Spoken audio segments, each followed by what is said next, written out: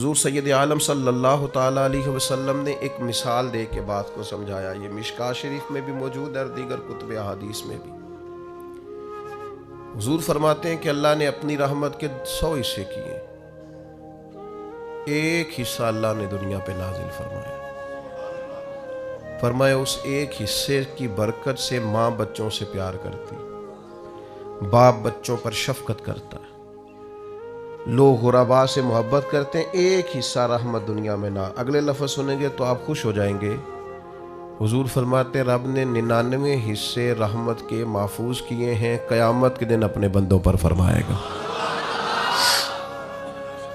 ایک حصہ دنیا میں نازل کیا، جس کے سبب سے یہ جتنا کرم ہے، فضل ہے، رحمت ہے، ایک دوسرے کے بارے میں محبت کے جذبات ہیں، یہ ایک حصہ ایک کرم کے سبب سے.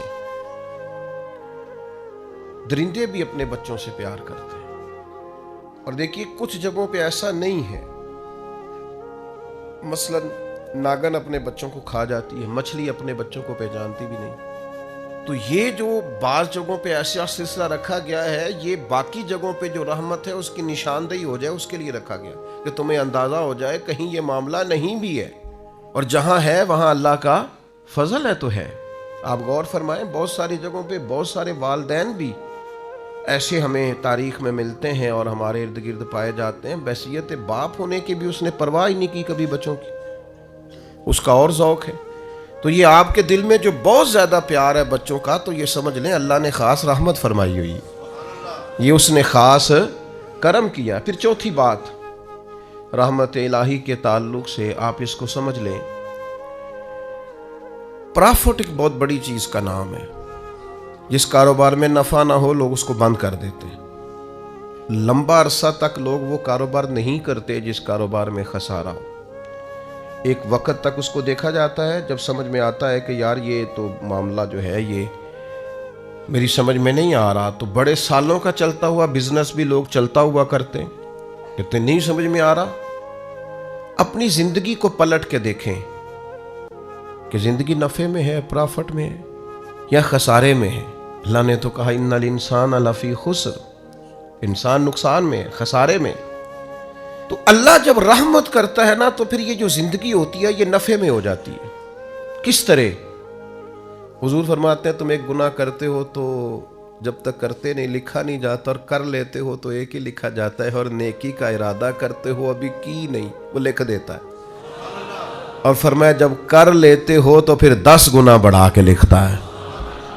تمہاری زندگی خسارے میں ہوتی، تم محسوس کرتے کہ ہر جگہ نقصان ہی نقصان ہے، لیکن اس نے رحمت کی ہے، تمہاری زندگی کو نفع والی زندگی بنا دیا، تمہارے اوقات میں برکت کر دی، تمہارے لیے بہت ساری جگہوں پہ آسانیاں کر دی ہیں. پھر اعمال میں برکت کر دی. اعمال میں مسلمان ہونے کی نسبت سے اعمال کے اندر اللہ نے برکت کر دی. آپ کبھی غور فرمائیں کہ صرف 3 دفعہ سورۃ اخلاص پڑھیں تو پورے قرآن پاک کا ثواب ہے. 1 دفعہ سورہ یاسین پڑھ لیں تو 10 قرآن مجید پڑھنے کا ثواب ہے. آپ 1 دفعہ درود پاک پڑھیں تو 10 رحمتوں کا نزول ہو جاتا ہے. تو اللہ تعالیٰ نے اپنی رحمت سے چیزوں کو بڑھا دیا، ان کے اندر اللہ نے اجر کو زیادہ کر دیا. اللہ نے نا ہماری زندگی کے لمحات کو زرخیز کر دیا ہے، کسی کی زمین کو بنجر نہیں رکھا. فرمایا تم نیکیاں بوتے رہنا، 10 گنا سے لے کر 700 گنا تک تمہیں اجر دیا جائے گا. جتنی نیت اچھی اتنا اجر اچھا. پھر ایک 5ویں بات جو اس تعلق سے بڑی سمجھنے والی ہے اور قابل غور ہے، وہ یہ ہے کہ اللہ تبارک و تعالیٰ نے ایک اور انعام بھی فرمایا، ایک اور کرم بھی اپنے بندوں پہ کیا ہے کہ بعض چھوٹی چھوٹی نیکیوں سے اللہ راضی ہو جاتا ہے. بندوں کو منانا خاصا مشکل کام ہے، کافی سارا پروٹوکول دینا پڑتا ہے اور ساری زندگی دینا پڑتا ہے. آپ نے 99 دفعہ بات مانی، 1 دفعہ نہیں مانی تو سامنے والا ناراض ہے. ساری زندگی آپ کام آئے، 1 دفعہ معذرت کی تو بگڑ جاتا ہے. وہ کہتا ہے تو نے تو کبھی توجہ ہی نہیں کی، غور ہی نہیں کیا. وہ 90 چکر میں پڑ جاتا ہے. آپ کس حد تک جائیں گے؟ اور آپ یقین کریں کہ ذرا اگر آپ نے کسی شخص کو تنبیہ کر دی، آپ کی رائے اس کی رائے سے ٹکرا گئی، وہ جو کہہ رہا تھا آپ نے ہاں میں ہاں نہیں ملائی، آپ نے کہا نہیں میں یہ ٹھیک سمجھتا ہوں، بگڑ جائے گا. آپ محسوس کریں گے کہ لوگ صرف اس حال میں راضی ہیں کہ جس طرح کا وہ چاہتے ہیں آپ اس طرح کا بن جائیں، اور یہ ممکن نہیں ہوتا، یہ خاصا مشکل کام ہوتا ہے، لیکن وہ رب بڑا کریم ہے۔ ساری زندگی گناہوں میں گزارنے والی بی بی اور لتھڑی ہوئی اور آلودہ زندگی گزارنے والی اگر کوئی طوائف صرف ایک کتے کو چند قطرے پانی کے پلا دے تو مہربانی کر کے سارے گناہ معاف فرما دیتا ہے۔ یہ چھوٹے چھوٹے اعمال سے راضی ہو جاتا ہے۔ اس لیے نبی پاک علیہ السلام نے تاکید فرمایا تم نے نیکی کو چھوٹا نہیں سمجھنا، پتہ نہیں وہ کس بات سے گویا راضی ہو جائے۔ جو بھی خیر تمہارے ہاتھ آئے اس کو کر گزرو، جس حد تک ممکن ہو تم نیکی کرو، نہ جانے وہ کس بات سے راضی ہے۔ ابن ماجہ میں حدیث ہے، دیگر کتب احادیث میں موجود ہے، قیامت کے دن ایک اللہ کا نیک بندہ جنت میں جا رہا ہوگا تو رستے میں اسے کو روک کے کہے گا حضرت یاد ہے میں نے پانی پلایا تھا آپ کو، وہ یاد ہے نا میں نے وضو کرایا تھا، یا یاد ہے نا میں نے فلاں جگہ پہ فلاں آپ کی خدمت کی تھی۔ تو اللہ کے حبیب علیہ السلام نے ارشاد فرمایا اس ایک عمل کی وجہ سے اور اس نیک آدمی کی سفارش کی وجہ سے اللہ اس گناہگار کو بھی جنت عطا فرما دے گا۔ لیکن شرط یہ ہے کہ نیکی کرتا رہے آدمی۔ دیکھیں نا اللہ کی رحمت بہانہ تلاش کرتی ہے، قیمت نہیں مانگتی، بہانہ تلاش کرتی ہے، تو کوئی بہانہ بنانا چاہیے۔ دل ساڈا ہوندا ہے بہانہ بن جائے، پر بہانہ انج دا بنے کہ کوئی جیک لگے راتوں رات امیر ہوندا۔ شریعت بھی قائل ہے، پر شریعت کہتی ہے اس طرح کا رویہ کر کے کوئی بخشش کا بہانہ بن جائے، کوئی اس کی رحمت کا بہانہ بن جائے، کوئی ایسا سلسلہ بن جائے جس سے اللہ راضی ہو جائے، کوئی ایک ایسا کام کرے جس سے وہ کریم مہربانی کرے۔ تو میرے بھائی ہر نیکی کے حصول کی کوشش کی جائے، چھوٹی سے چھوٹی نیکیوں کو بھی کبھی چھوٹا سمجھ کے چھوڑا نہ جائے، یہ چیزیں اللہ کی رحمت کا بہانہ بن۔ چھٹی بات، بعض اوقات انسان کی صرف سوچیں ہی اس کی رحمت کا بہانہ بن جاتی ہیں۔ لوگ اچھا بھی تو نہیں نہ سوچتے، گمان کا بھی تو بڑا مسئلہ ہے نا، لوگ سوچتے بھی بڑا خطرناک ہے۔ جو سوچیں ہیں نا، اسلام کے اندر باقاعدہ گمان پر پابندی لگائی گئی ہے کہ اجتنبوا کثیرا من الظن ان بعض الظن اثم، تم نے بری سوچ سے، برے گمان سے بچنا ہے، بعض گمان بھی گناہ ہے۔ سوچوں کو لوگ پابند نہیں کرتے، جو طبیعت میں آتا ہے سوچتے ہیں، اور کوئی ثبوت نہیں ہوتا، کوئی دلیل نہیں ہوتی، ان کے پاس کوئی مضبوط بات نہیں ہوتی، بلا وجہ منفی سوچتے اور نرا سوچتے نہیں، خالی گمان کو ہی وہ اپنا نظریہ بنا لیتے ہیں، عمر بھر ذہن بن جاتا ہے کہ ایسا ہی ہے، خالی گمان، کوئی دلیل نہیں، کوئی وجہ نہیں۔ یعنی ابا جی جو ہیں وہ مجھ سے انفرادی سلوک کرتے ہیں، باقی بھائیوں کے ساتھ ان کا سلوک بڑا اچھا ہے، یہ بس ایک دفعہ سوچ لیا پھر اس کو طے کر لیا، اور دلیل کوئی نہیں۔ یعنی والد صاحب نے جس سکول میں بھائیوں کو داخل کرایا اس کو بھی اسی سکول میں ہی ہے، انہوں نے جس جگہ جس مکان میں رکھا باقیوں کو ہے، اس کو بھی وہیں رکھا ہے، انہوں نے سارے رویے مشترکہ رکھے، لیکن اس کا ذہن بن گیا ہے کہ میرے ساتھ وہ والا پیار نہیں جو باقیوں کے ساتھ، اور پھر اس کو طے کر لیا اور عمر گزار دی اسی بات پر۔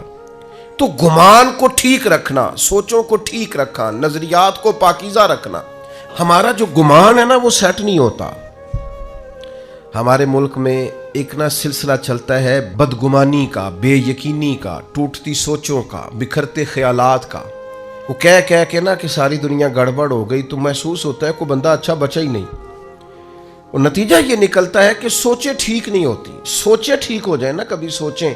داتا گنج بخش علی حجویری رحمۃ اللہ علیہ نے لکھا ہے کشف المعجوب شریف کے اندر، داتا صاحب فرماتے ہیں کہ ایک شخص پہاڑ پر عبادت کرتا تھا اللہ تعالیٰ کی بنی اسرائیل میں سے، اور بڑا طویل وقت اس نے رب کی عبادت کی، پھر اس سے ایک غلطی ہو گئی، اعتراض کر بیٹھا اللہ کی تخلیق پر کہ یا اللہ یہ پہاڑ نہ بنائے ہوتے تو کیا یہ اچھا ہوتا، معاذ اللہ۔ وہ بے نیاز ہے، ناراض ہو گیا، اپنے اس وقت کے پیغمبر علیہ السلام کو وحی فرمائی کہ اس سے جا کے کہو تو میری تخلیق پہ اعتراض کرتا ہے، تیرا نام نیکوں کی صف سے کاٹ دیا ہے، نافرمانوں کی صف میں لکھ دیا۔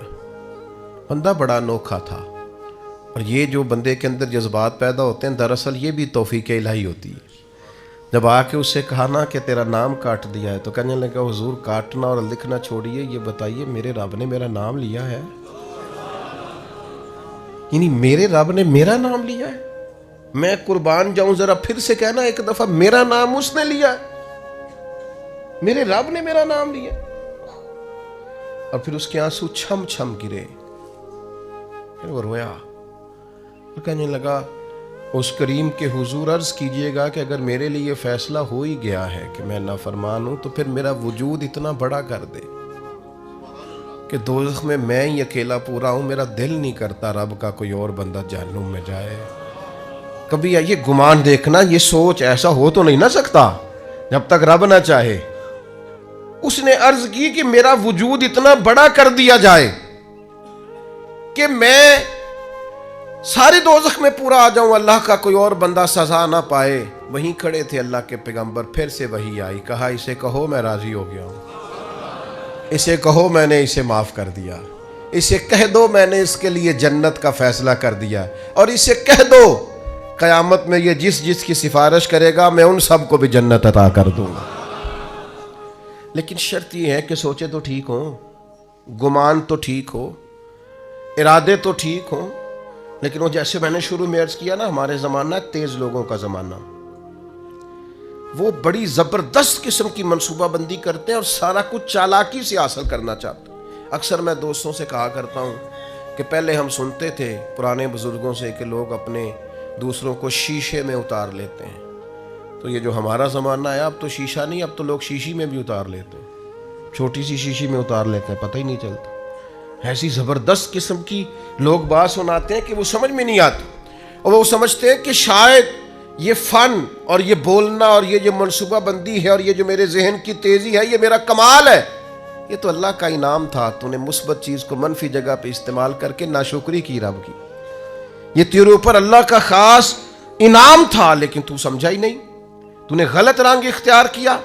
میرے عزیز یاد رکھیے گا، اچھے گمان سے اللہ راضی ہوتا ہے. اور پھر 7ویں بات، بعض دن اللہ نے ایسے رکھے ہیں. وہ کہتا چل تو فلاں دن آ جانا. ہم بھی کہتے ہیں نا فلاں دن آ جانا ملاقات ہو جائے گی، فلاں دن میں فارغ ہوں تو میں آپ سے ملنے آ جاؤں گا. کچھ دن ہوتے ہیں نا خاص، اور کچھ بڑے بڑے تاجر بھی بعض اوقات کچھ آفریں بھی دیتے ہیں. وہ کہتے ہیں جناب آپ یہ والا کام کریں تو ہماری طرف سے پھر یہ آفر ہے، چلو ایسے کر لیں تو ایسے ہو جائے گا. یہ جو لوگ زیادہ ٹریول کرتے ہیں نا، میری طرح کے ہمیشہ کے مسافر، ان کو تو ایئر لائنیں بھی جہاز بھی کہتے ہیں کہ جناب آپ اس طرح کریں، ہمارے ساتھ آپ یہ کر لیں، ہمارا کارڈ لے لیں، اسی فلائٹ میں سفر کریں، اتنا ڈسکاؤنٹ ہو جائے گا. وہ آہستہ آہستہ چیزیں اور رنگ اختیار کرنے لگتی ہیں. بلا مثال و ملا تشبیہ کائنات کا رب بھی بڑا ہی فضل کرتا ہے. فرماتا ہے جو جمعے کا دن ہے نا، جمعے کا یہ سید الایام ہے. حضور سید عالم صلی اللہ تعالیٰ علیہ وسلم نے فرمایا جو جمعے کے روز درود پڑھتے ہیں فرشتے مجھ پر فوراً پہنچا دیتے ہیں. یہ خاص دن ہے. اس دن کا ذکر قرآن مجید نے نام لے کے بیان فرمایا، سید الایام ہے. پھر میرے بھائی کچھ مخصوص ایام اللہ نے اپنے فضل سے رحمت کرنے کے لیے بنائے، جن میں سے ایک وقت سحری کا وقت ہے، تہجد کا وقت. وہ جس ٹائم آج کا لوگ موبائل بند کر کے سوتے نہیں، وہ اٹھنے کا ٹائم ہے. دراصل وہ ٹائم جو جاگنے کا ہے، اس ٹائم لوگ سو رہے ہوتے ہیں. اللہ کے حبیب علیہ السلام نے فرمایا جب سحری کا وقت ہوتا ہے تو اللہ تعالیٰ پہلے آسمان پر نزول جلال فرماتا ہے جو اس کی شان کے لائق ہے. سحری کے وقت یعنی پچھلی راتی رحمت رب دی کرے بلند آوازہ، اللہ تعالیٰ پہلے آسمان پر نزول جلال فرماتا ہے اور کریم رب فرماتا ہے کوئی رزق مانگنے والا اسے عطا کروں، ہے کوئی بخشش مانگنے والا اسے عطا کروں، ہے کوئی میری بارگاہ سے جنت کا سوالی میں اسے عطا کروں. اچھا عجیب بات ہے، جب گیٹ کھلنے کا وقت آیا تو لوگ دروازہ چھوڑ کے چلے گئے، حالانکہ جب عطا کرنے کا ٹائم ہے تو آپ سو گئے. جاگنے کا وقت آیا تو آپ کی آنکھ لگ گئی. یہ غافلانہ مزاج ہے. نبی پاک علیہ السلام نا نفلوں کے لیے سختی نہیں فرماتے تھے، سختی فرائض کے لیے ہوتی ہے، واجبات کے لیے ہوتی ہے. لیکن حضرت فاطمہ رضی اللہ تعالیٰ عنہ بیان فرماتی ہیں سحری کا وقت آتا تو حضور میرے حجرے میں آتے، آواز دیتے اور کئی دفعہ مجھے ہلاتے، کہتے بیٹا اٹھو، یہ سحری کا وقت ہے، یہ رب سے رحمت مانگنے کا ٹائم. میں کیسے آپ کی خدمت میں عرض کروں، اب تو صبح جلدی اٹھنا یہ غریب ہونے کی علامت ہے. اٹھو، کبھی غور کرو، دیکھو کہ کچھ ایسے بھی رب کے عاجز بندے ہیں جو فجر کی نماز بھی جا کے اس منڈی میں پڑھتے ہیں جہاں سے انہیں امید ہے کہ میرا رب اس کے وسیلے سے رزق عطا کرے گا. سویرے اٹھتے ہیں, اٹھا جا سکتا ہے, یہ ہوتا ہے. تو سحری کا وقت ایک ایسا وقت ہے جس میں اللہ راضی ہوتا ہے. کیا کریں, کس طرح قوم کو سمجھائیں, کیا رویہ اختیار کریں.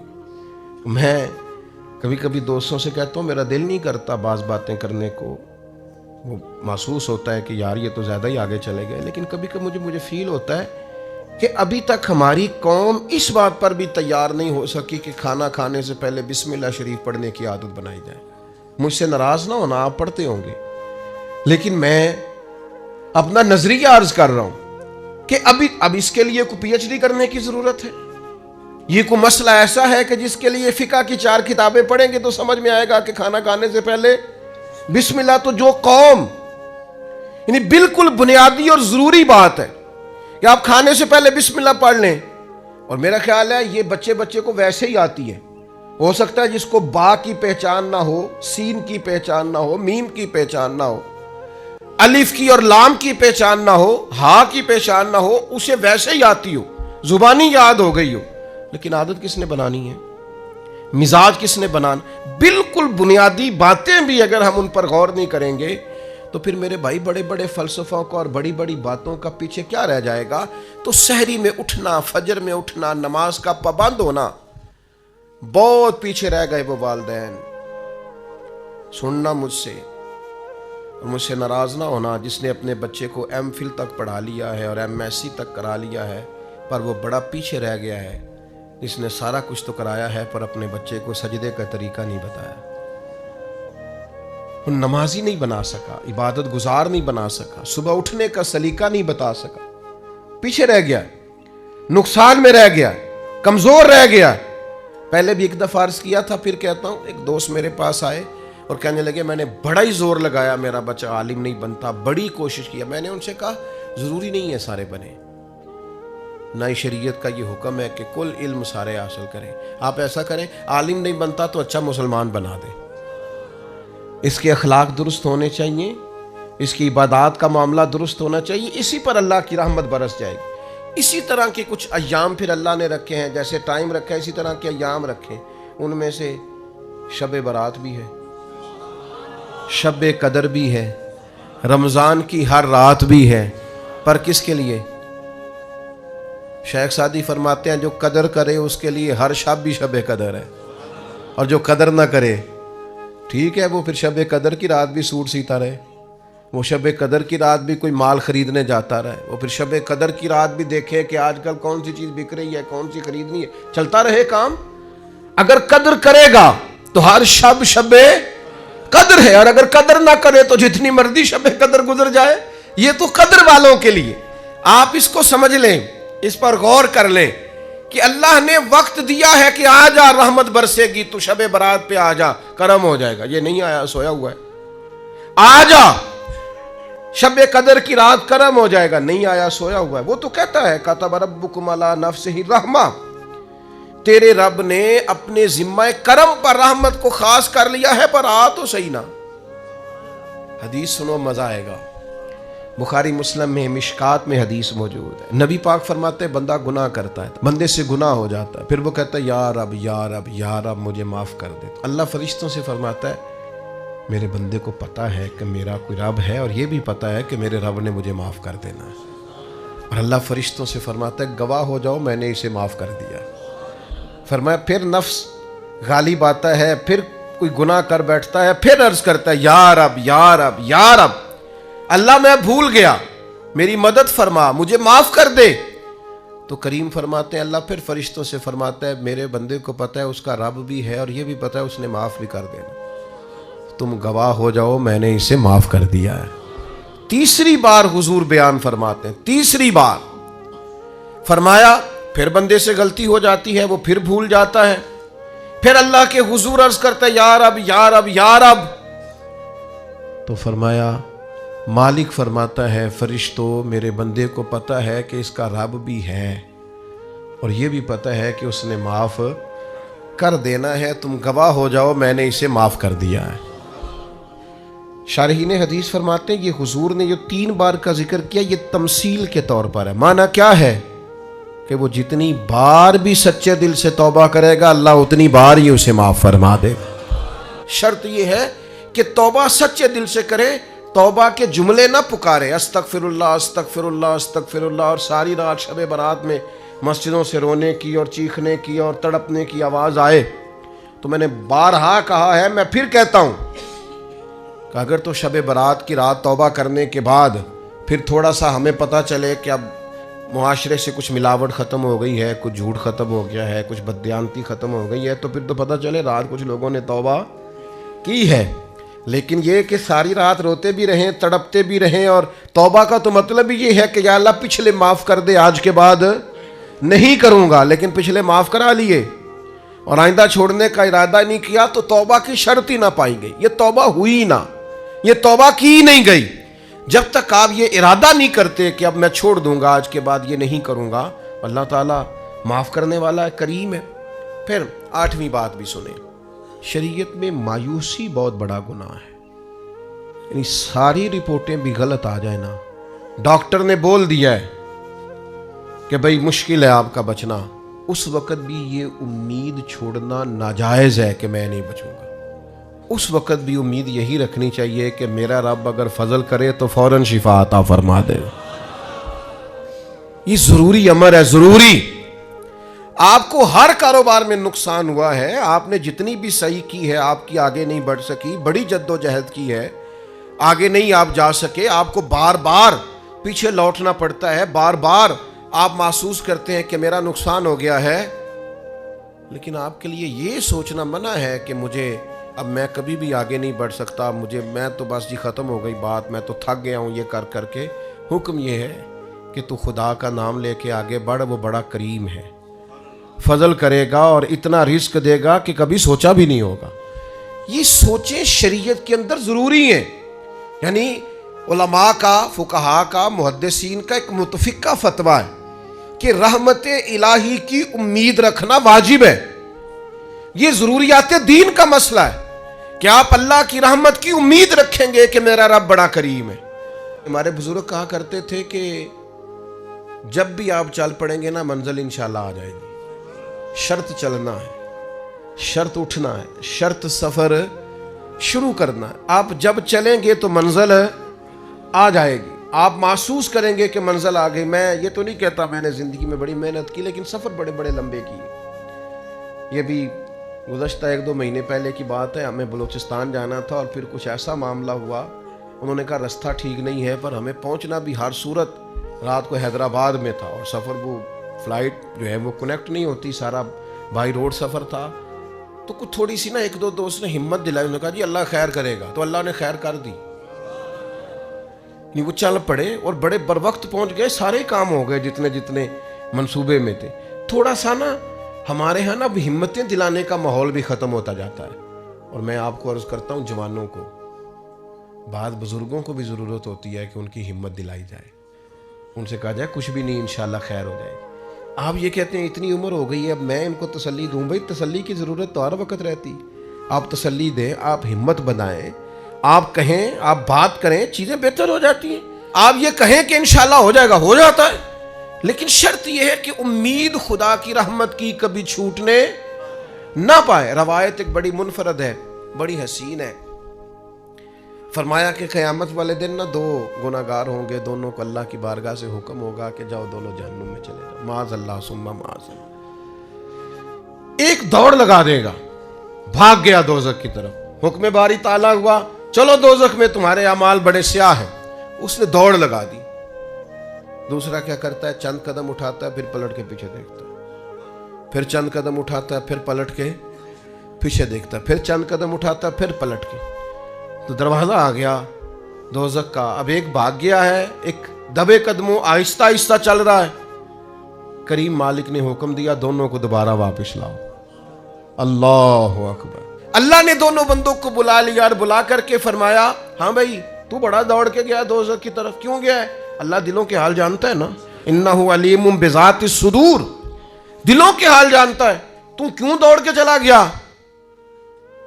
تو اس بندے نے یہاں کوئی چالاکی نہیں دکھائی, دل کی بات کی، کیونکہ رب دل کی بات جانتا ہے۔ عرض کی مالک گناہگار ہوں، عاجز ہوں، خطا کار ہوں، مجرم ہوں، پتہ سارا ہے سردار نو کی دیا من نانم کے من دانب جو ہوں، اس کی خبر ہے مالک عمر بھر تیری نہیں مان سکا، غلطی کی، آج دل میں خیال آیا کہ رب کا حکم آیا، چل آج ہی مان لے،